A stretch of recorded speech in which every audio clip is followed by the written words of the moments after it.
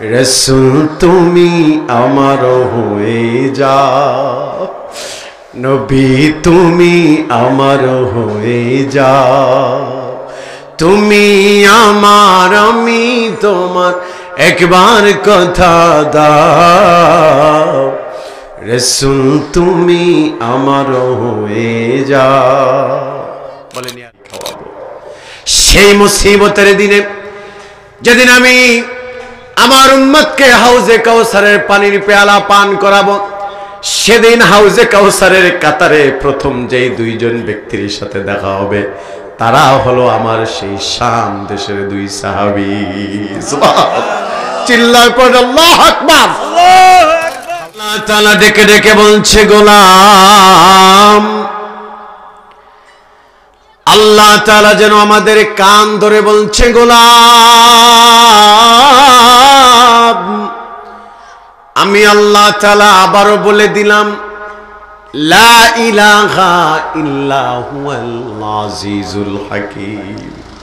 আল্লাহ বলছে, গোলাম, আমি ছাড়া কোনো ইলাহ নেই, আমি আল্লাহ পরাক্রমশালী, আমি আল্লাহ প্রজ্ঞাময়। সুবহানাল্লাহ বলেন, আল্লাহু আকবার বলেন, আল্লাহু আকবার। এই হলো আয়াতের সরল অনুবাদ। আমার মতো যতটুকু ইন্টালেকচুয়াল এরিয়া আমি ততটুকু করার চেষ্টা করেছি। এবার আসেন, এই আয়াতের একটা সাবাবুন নুজুল আছে না নাই? শানে নজুল। আয়াতটা কোথায় নাজিল হলো? তাফসীর শুনতে গেলে সব বিষয়গুলো জানার দরকার আছে না নাই?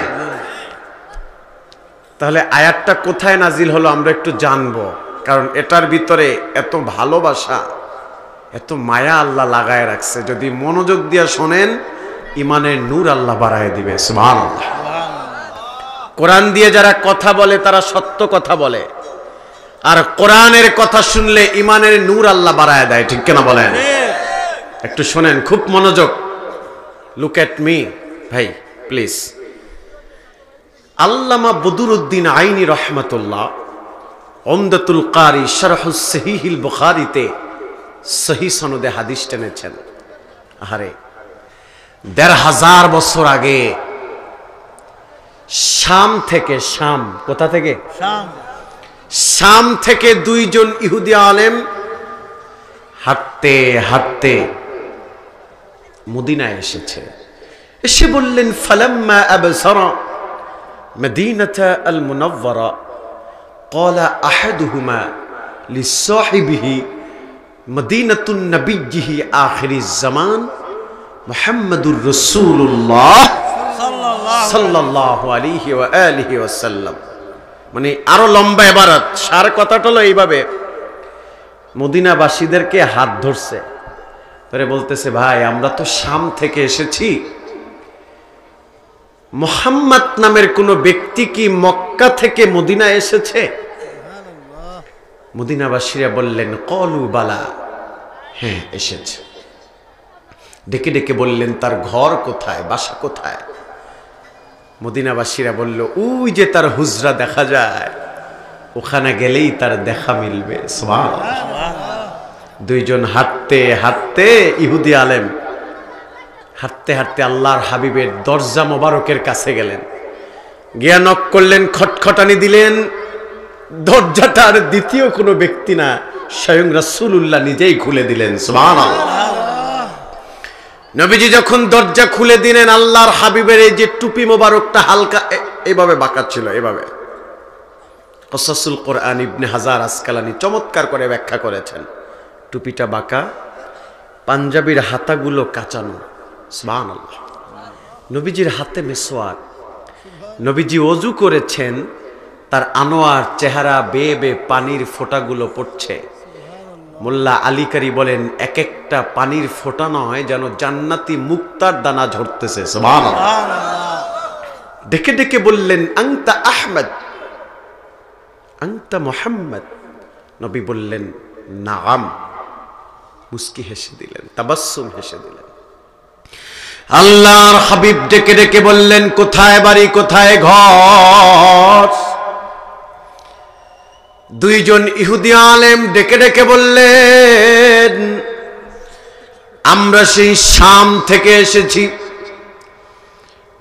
একটা প্রশ্ন নিয়ে এসেছি। আপনার অনেক আকাশচুম্বী মর্যাদার কথা আমরা তাওরাত কিতাবে পড়েছি, এমনকি আমরা সামনে বসে অনেক ব্যবসায়ীদের মুখে আপনার গুণগানের কথা শুনেছি।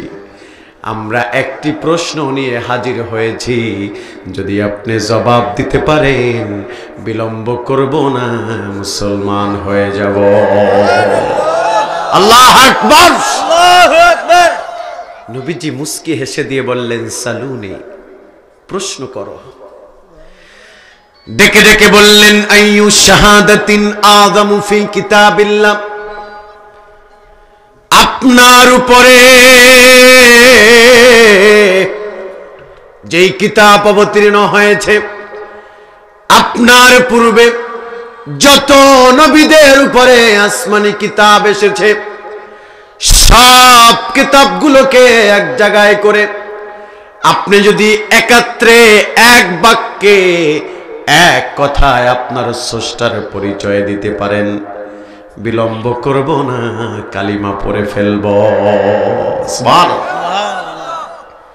নবীজি আমার একটু চিন্তিত হলেন যে কত সহজ ভাষায় জবাবটা দেয়া যায়। এই যে নবীজি চিন্তিত হচ্ছেন, কত সহজ ভাষায় দেওয়া যায়, দেখতেছেন কে? আল্লাহ। কথা কয় না কে? আল্লাহ। না আরো জোরে বলেন কে? আল্লাহ। আল্লাহ। সে আল্লাহ তাআলা আসমান থেকে ডেকে ডেকে বললেন, জিবরাইল,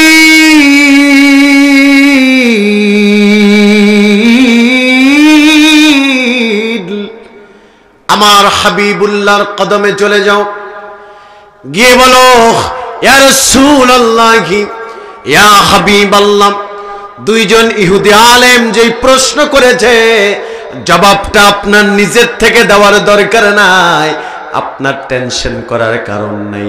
স্বয়ং আল্লাহ বলেছেন, ওই দুইজন ইহুদি আলেমের জবাব আমার আল্লাহ নিজেই দিয়ে দিবেন। আল্লাহু আকবার বলেন। আল্লাহু আকবার। সঙ্গে সঙ্গে সূরাত আলে ইমরানের এই 18 নম্বর আয়াতটা নাজিল হয়ে গেল। সুবহানাল্লাহ। নবীজি আমার তার জান্নাতি জবানে মোবারকা দিয়া তেলাওয়াত শোনালেন। এ জকিগঞ্জের মুসলমান, নবীজি আমার তেলাওয়াত শোনাচ্ছেন।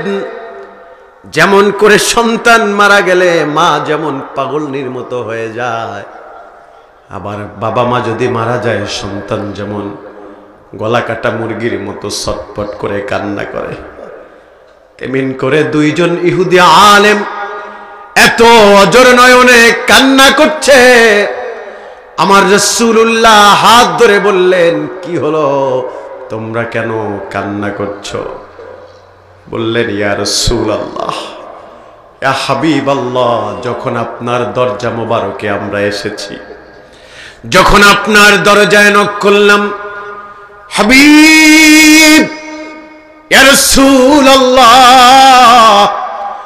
যখন আপনার দরজায় নক করলাম, ইয়া রাসূলুল্লাহ, আপনি দরজাটা খুলে দিলেন। জীবনে এত সুন্দর মানুষের গল্প শুনেছি, এত সুন্দর মানুষ দেখেছি, কিন্তু মানুষ যে এত সুন্দর হতে পারে, আপনার মতো এত নুরময় চেহারা বাপের জন্মে কোনোদিন দেখি নাই। সুবহানাল্লাহ। ইয়া রাসূলুল্লাহ, মনে হলো গো আসমানের পূর্ণিমার চাঁদ মাটিতে নেমে স্বয়ং আমাদের সাথে কথা বলছে। আল্লাহু আকবার।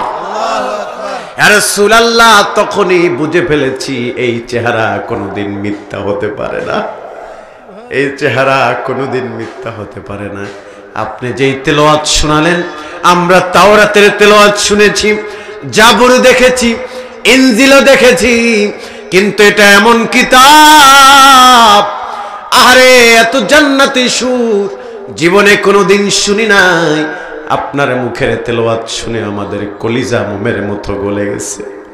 রাসূলুল্লাহ, আর বিলম্ব করতে চাই না, আর দেরি করতে চাই না, আপনার নুরময় হাতের সাথে হাত লাগায়া আমাদেরকে কালিমা পড়ে মুসলমান বানায় দেন। লা ইলাহা ইল্লাল্লাহু মুহাম্মাদুর রাসূলুল্লাহ সাল্লাল্লাহু আলাইহি ওয়াসাল্লাম।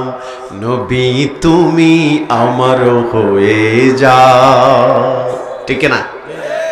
রাসূল তুমি আমার হয়ে যাও, তুমি আমার আমি তোমার, তুমি আমার আমি তোমার, একবার কথা দাও, রাসূল তুমি আমার হয়ে যাও, নবী তুমি আমার হয়ে যাও, তুমি আমার আমি তোমার, একবার কথা দাও, রাসূল তুমি আমার হয়ে যাও। বলেন ইয়া রাসূলুল্লাহ, বলেন ইয়া হাবিবাল্লাহ। সম্মানিত হাজিরিন, নবীজি কালিমা পরে মুসলমান বানায় দিলেন, সুবহানাল্লাহ বলেন। এবার নবীজি আমার হুজরায় ঢুকলেন, ঘরে ঢুকলেন, ঘরে ঢুকিয়ে দুইটা নাঙা তলোয়ার বের করলেন। আল্লাহু আকবার। দুটি নাঙা তলোয়ার বের করে রাসূলুল্লাহ দুইজনের হাতে দিলেন, দিয়ে বললেন যাও শামে ফিরে যাও, সেখানে তাওহীদ এবং রিসালাতকে প্রতিষ্ঠিত করো। সুবহানাল্লাহ, সুবহানাল্লাহ। অনেকগুলো বছর যাওয়ার পরে আল্লাহর হাবিবের কলিজার টুকরা সাহাবী সিদ্দিক আকবর আবু বকর রাদিয়াল্লাহু তাআলা আনহু ডেকে ডেকে বললেন ইয়া রাসূলুল্লাহ হাবিব, আমি একটি প্রশ্ন করতে চাই। নবীজি বললেন কি প্রশ্ন করবেন করেন। কয় হুজুর, শাম থেকে দুইজন, কথা শুনতেছেন, শাম থেকে দুইজন ইহুদি আলেম এসে আপনার হাতে কালিমা পড়ে মুসলমান নয় সাহাবী হয়ে গেল। সুবহানাল্লাহ। হুজুর কতগুলো বছর হয়ে গেল, আজও পর্যন্ত তাদের দেখা পাচ্ছি না, আপনার কদমে আজও পর্যন্ত আসো না ইয়া রাসূলুল্লাহ। বড্ড বেশি জানতে চায় আমার দিলটা, কেন আসলো না হুজুর? নবীজি সুন্দর মানুষ তো, রাগ করলেও চেহারাটা লাল হয়ে যেত, আবেগপ্রবণ হলেও চেহারাটা লাল হতো। নবীজির চোখগুলো বড় বড় হয়ে গেল। নবীজি আমার কান্না মাখা চোখে আবু বকরকে ডেকে ডেকে বললেন, আবু বকর, এই দুইজন সাহাবীর সাথে আমার আর দেখা হবে না। সুবহানাল্লাহ। বললেন হুজুর কেন দেখা হবে না? আল্লাহর হাবিব ডেকে ডেকে বললেন, আমি রাসূলুল্লাহ যেটা জানি তোমরা সেটা জানো না, আমি রাসূল যেটা বুঝি তোমরা সেটা বোঝো না। তারা আমার তাওহীদ এবং রিসালাতের জন্য যুদ্ধ করতে করতে তারা সেই শাম দেশে শহীদ হয়ে গেছে, আর দেখা হবে না, দেখা হবে হাসরে। সুবহানাল্লাহ। শুধু তাই না আবু বকর শোনেন, কিয়ামতের কঠিন মুহূর্তে আমি রাসূলুল্লাহ সাল্লাল্লাহু আলাইহি ওয়াসাল্লাম কিয়ামতের ময়দানে সর্বপ্রথম হাসরে উঠব। সুবহানাল্লাহ। আনা আউয়ালুন নাসি খুরুজান ইযা বুইথু ওয়া আনা খাতিবুহুম ইযা ওয়াফাদু ওয়া আনা মুবাশশির। চিল্লায় পড়েন আল্লাহু আকবার। নবীজি বলছেন হাসরের ময়দানে আমি প্রথম ব্যক্তি সবার আগে উঠব। 50 আলফ সানা মিম্মা তাউদ্দুন। কিয়ামতের ময়দানে 50,000 বছর মানুষ দাঁড়ায়া থাকবে, 50,000 বছর পরে হিসাব শুরু হবে, আর 50,000 বছর বসে হিসাব হবে। ওই কঠিন মুসিবতের দিনে হাবিবুল্লাহ আমি রাসূলুল্লাহ সবার আগে উঠব। শুধু তাই না, আমি আমার উম্মতের জন্য ক্লাতি করব। শুধু তাই না, আমি সবার আগে আমি আমার উম্মতকে জান্নাতের সুসংবাদ দিব। সুবহানাল্লাহ। সেই কঠিন মুসিবতের দিনে আবার একদল মানুষ আমার উম্মত জাহান্নামী হয়ে যাবে।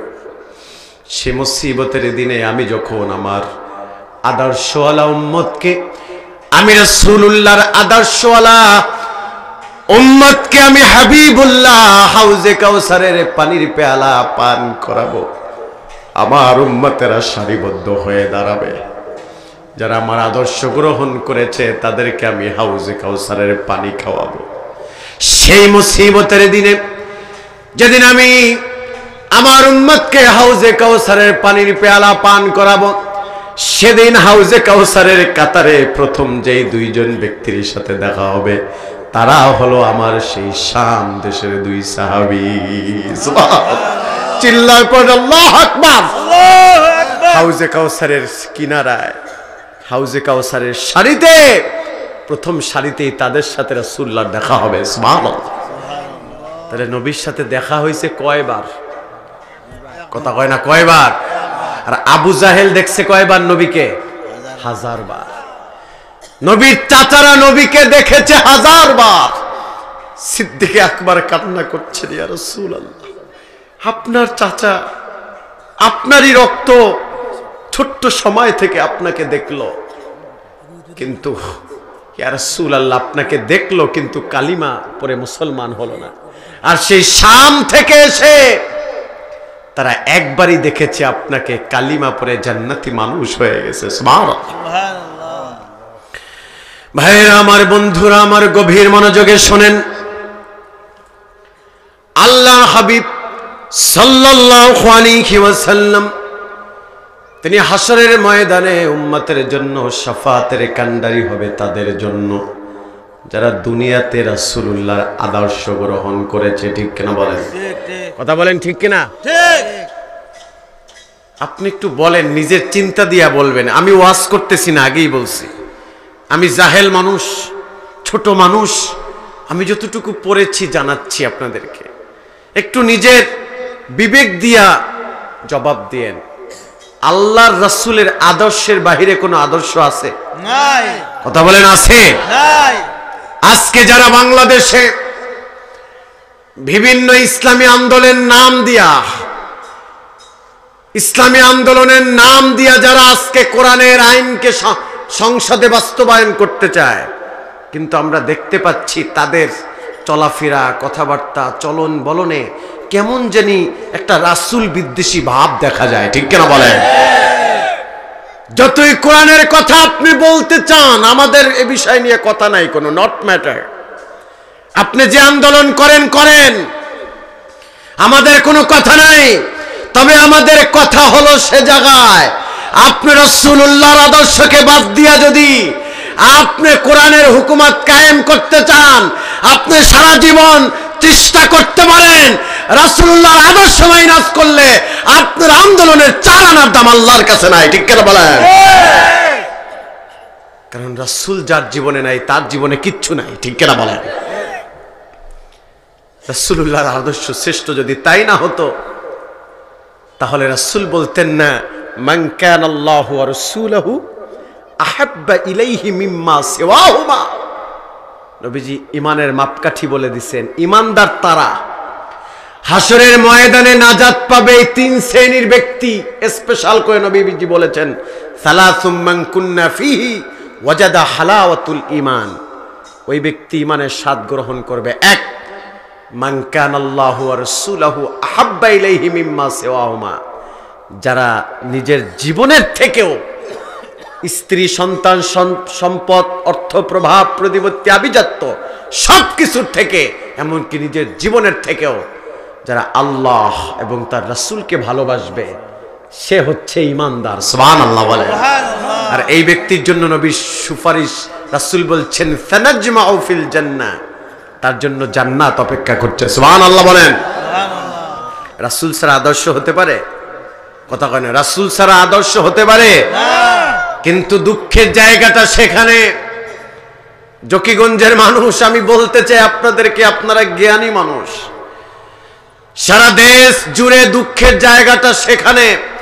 আমরা মুখে মুখে বলি রাসূলকে জীবনের থেকে ভালোবাসি, কিন্তু আদর্শের মাঝে রাসূলুল্লাহর সুন্নাত খুঁজে পাওয়া যায় না। ঠিক কিনা বলেন? আমাদের কথা, আমাদের চলন, আমাদের বলন, আমাদের লেনদেন, আমাদের মুআমালাত, আমাদের মুআশারাত, আমাদের জীবনের সব কিছুর ভিতরেই নবীর আদর্শ পাওয়া যায় না। শুধু মুখে মুখে বলি রাসূলকে ভালোবাসি, যারা মুখে বলে নবীকে ভালোবাসি, একটু জবাব দিয়েন, নবীর চাচারা কি নবীকে কম ভালোবাসছে? কম ভালোবাসছে? আবু লাহাব ভালোবাসছে না? নবীর চাচা আব্দুল মুত্তালিব ভালোবাসছে না? আবু জাহেল নবীজি কালিমা প্রকাশ করার আগে নবীকে ভালোবাসছে না? রাসূলকে যত ভালো তার চাচারা বেসেছে, আপনি আমি বাসতে পারি নাই। কিন্তু মনে রাখবেন, মুখে মুখে যারা বলবে রাসূলকে ভালোবাসি, হাসরের ময়দানে তারা নবীর চাচাদের কাতারে দাঁড়াবে। আর যারা আমল দিয়া বলবে নবীকে ভালোবাসি, তারা সিদ্দিক আকবর আবু বকরের কাছে দাঁড়াবে। ঠিক কিনা বলেন?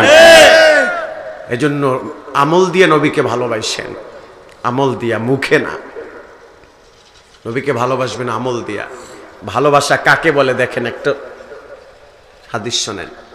আল্লাহর হাবিবের সাহাবী আবু বকর রাদিয়াল্লাহু তাআলা আনহু, কথা শুনতেছেন?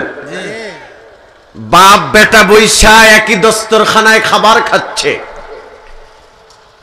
সিদ্দিক আকবর আবু বকর রাদিয়াল্লাহু তাআলা আনহুর ছেলের নাম হচ্ছে আব্দুর রহমান। সুবহানাল্লাহ বলেন। তিনি বাবাকে বলছে, বাবা একটা কথা কি বলবো? বললে বলো। বললো, বাবা বদরের প্রান্তরে আপনি ছিলেন হুজুরের পক্ষে, রাসূলুল্লাহর পক্ষে, আর আমি ছিলাম কাফেরের পক্ষে। সময়ের ব্যবধানে আজ ইসলাম গ্রহণ করে আজকে দামি মানুষ হয়ে গেছি, বাবার সাথে একই দস্তরখানায় খাবার খাচ্ছি। বাবা একটা কথা বলি, বদরের প্রান্তরে আমি যখন মুসলমানদের গলা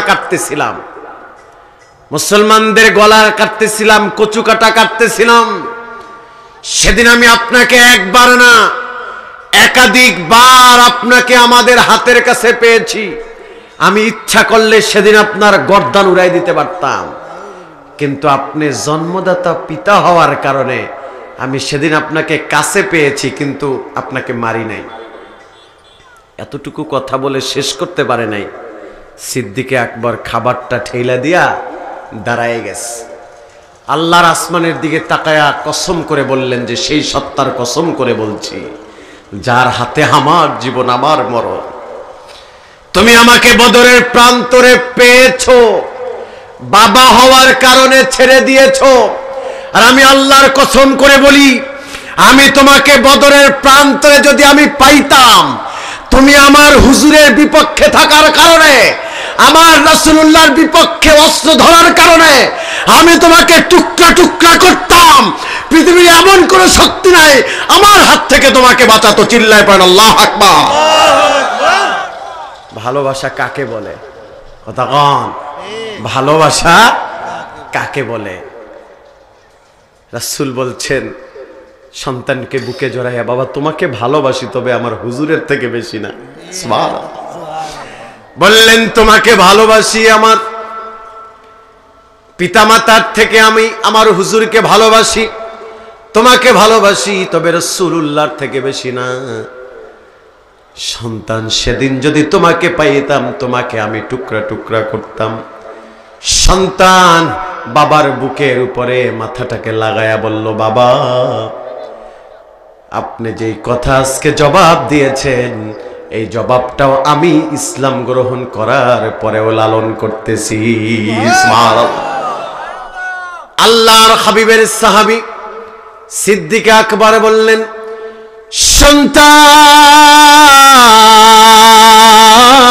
সন্তান যদি তুমি এমনটাই লালন করে থাকো, তাহলে আমি রাসূলুল্লাহর জবানের কথা নকল করে শোনায়া দিলাম। যদি তোমার জীবনের থেকেও আল্লাহর হাবিবকে ভালোবাসতে পারো, পূর্ণ ইমানদারের স্বাদ গ্রহণ করেছ, আর হাসরের ময়দানে আল্লাহর হাবিবের শাফাত তোমার জন্য ওয়াজিব হয়ে যাবে। সুবহানাল্লাহ, আল্লাহু আকবার, আল্লাহু আকবার। মনে রাখবেন, আমাদের চলন, আমাদের বলন, আমাদের লেনদেন, আমাদের কথাবার্তা সবকিছু যেন দেখলে মনে হয় এই লোকটা নবীর উম্মত। কথা কন,